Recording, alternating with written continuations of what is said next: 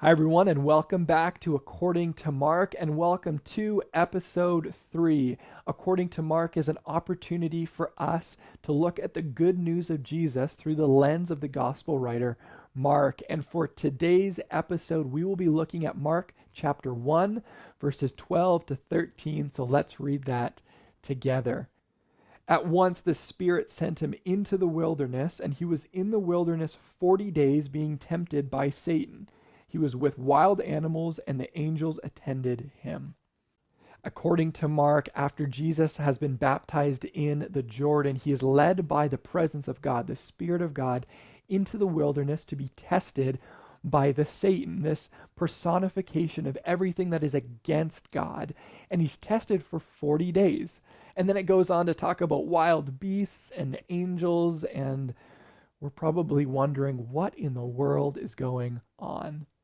Well, just as the Israelites in the Old Testament were tested for 40 years before they entered into the promised land, so too Jesus here is being tested for 40 days before he goes out into his public ministry to confront the forces of evil and to lead people to a new promised land, which he will describe as God's kingdom.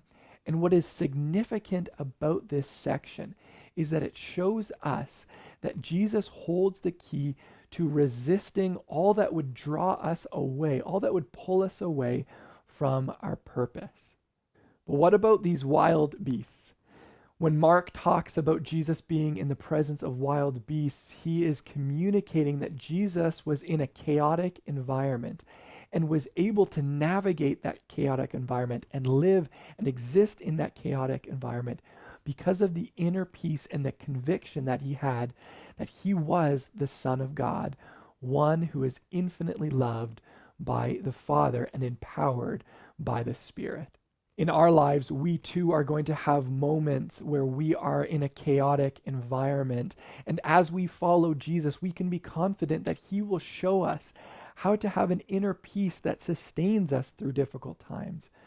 And we can also know that just as God provided the angels to sustain and to encourage and to attend to Jesus, so too will God give us what we need in order to persevere through hardship. Well, thanks so much for tuning in to episode 3, and we will see you again shortly.